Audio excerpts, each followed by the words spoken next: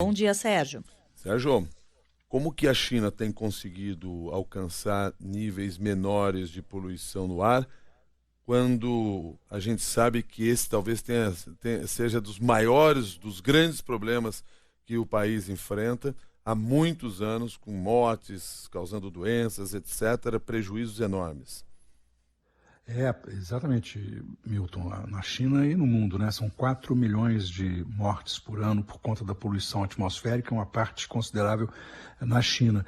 E houve um crescimento muito forte da poluição na China naquele período de crescimento muito grande, né? Muito alto, que foi até 2013.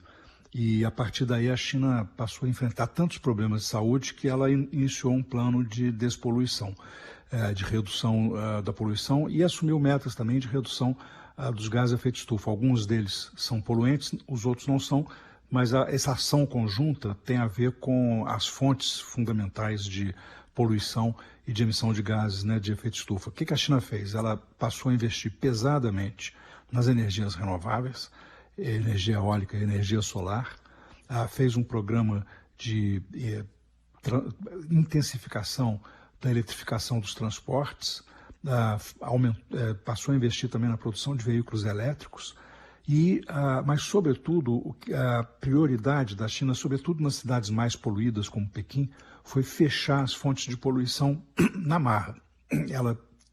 As autoridades chinesas fecharam fábricas movidas a carvão, proibiram as pessoas de usar nas casas aquecimento a carvão, foram desmontados muitos aparelhos e indústrias de cimento, siderurgia, que usavam esse material poluente, né, carvão e óleo, e com isso a poluição começou a cair muito acentuadamente. A Pequim era uma das cidades mais poluídas do mundo, né?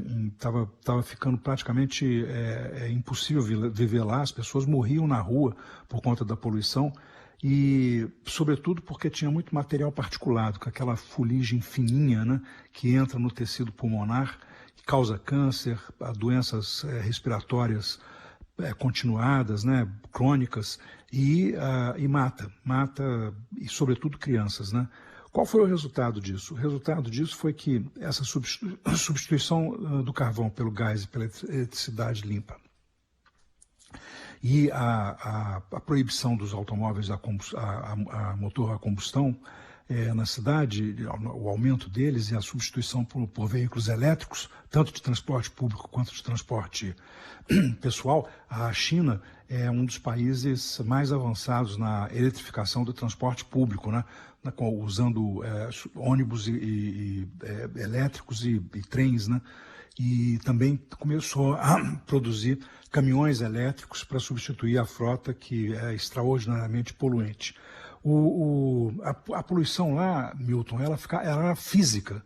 Muitas vezes a fuligem misturada com umidade caía como uma massa muito escura, que inclusive atrapalhava a visão dos motoristas. Nos últimos 5 anos, a poluição na China caiu mais de 30%. Só do ano passado para esse ano, a queda foi de 20%. Há uma visível melhora da qualidade do ar na cidade e da saúde. É palpável, inclusive assim, no marcador mais importante que a gente pode ter de melhoria da saúde da população, que é a redução da mortalidade, né? Uhum. Tanto de crianças quanto de idosos, e o aumento da expectativa de vida. Em Pequim, a expectativa de vida aumentou quase 3 anos e meio, nesses 5 anos, de 2014 até 2019, e enquanto que a média nacional subiu 2 anos.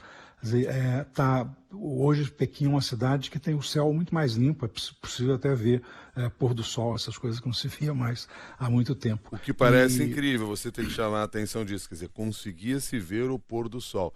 Eu lembro que em 2012, na Olimpíada, quando ocorreu a Olimpíada em Pequim, quer dizer, dos grandes desafios era exatamente a atividade esportiva em meio a toda aquela poluição, medidas drásticas tiveram que ser tomadas no período olímpico para se tentar diminuir ao máximo a emissão de poluentes, mas todas as pessoas que conviveram com a China mais intensamente naquele momento falavam absurdos como esse que você está chamando agora a atenção.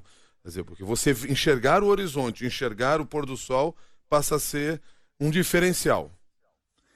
Exatamente, Milton. E essa história da Olimpíada foi importante, né? Eu me lembro também. E, inclusive, achava-se que não podiam se fazer na região as provas de corrida, porque não haveria capacidade pulmonar. Ali, a poluição foi reduzida com repressão, né? Quer dizer, repressão temporária, fechamento de fábricas, etc., para reduzir momentaneamente a quantidade de material particulado. Mas agora é para valer.